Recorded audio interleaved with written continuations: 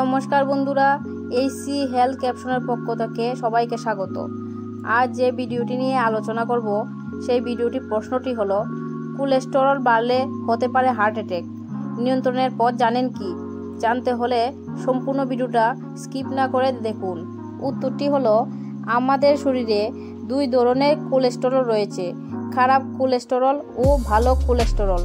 খারাপ কোলেস্টেরল বা এলডিএল এর পরিমাণ বাড়লে যত সমস্যা দেখা যায়, এই কোলেস্টেরলকে বাগে আনতে বর্ষা রাখুন কিছু খাবারে। কোলেস্টেরলের সমস্যা এখন গড়ে গড়ে, অল্প বয়সেই এই সমস্যার শিকার হচ্ছেন মানুষজন। মূলত কোলেস্টেরল হলো এক ধরনের লিপিড, যা শরীরের প্রয়োজনীয় কার্যাবলীর জন্য অপরিহার্য। ইস্ট্রোজেন এবং টেস্টোস্টেরনের মতো হরমোন তৈরি সাহায্য করে কোলেস্টেরল। এইসব কারণে শরীরে কোলেস্টেরল থাকা খুবই জরুরি, কিন্তু এর পরিমাণ বেড়ে গেলেই বিপদ।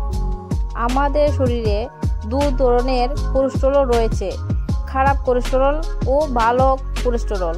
খারাপ কোলেস্টেরল বা এলডিএল এর পরিমাণ বাড়লে যত সমস্যা দেখা যায়, এই কোলেস্টেরলকে বাগে আনতে বর্ষা রাখুন কিছু খাবারে। আজকাল অনেকেই উট মিল খান, এতে দ্রবণীয় ফাইবার রয়েছে যা কোলেস্টেরল নিয়ন্ত্রণে সাহায্য করে। এছাড়া এতে রয়েছে মনোস্যাচুরেটেড ফ্যাট। এক্ষেত্রে আপনাকে সাহায্য করতে পারে বেরি জাতীয় ফল, এতে অ্যান্টিঅক্সিডেন্ট রয়েছে যা হার্টকে সুস্থ রাখার পাশাপাশি কোলেস্টেরল কমায়। আপেলে রয়েছে প্রচুর পরিমাণে ফাইবার, যা খারাপ কোলেস্টেরলের পরিমাণ নিয়ন্ত্রণে সাহায্য করে, তাই বেশি করে আপেল খেতে পারেন। Red meat, fast food, junk food সম্পূর্ণ এড়িয়ে চলুন, এগুলো কোলেস্টেরল বাড়িয়ে দিতে পারে। পাশাপাশি প্রক্রিয়াজাত খাবার, কেক, কুকিজ, পনির, ঘি, মাখন বাদ দিতে পারলেই ভালো। ক্রিমযুক্ত দুধ এবং থা থেকে তৈরি খাবার, ঘি, মাখন যতটা সম্ভব কম খেলেই ভালো।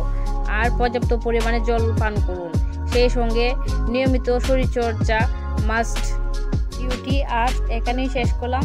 পরবর্তী ভিডিওটি দেখার জন্য এইসি হেলথ ক্যাপশন চ্যানেলটি সাবস্ক্রাইব করে রাখুন।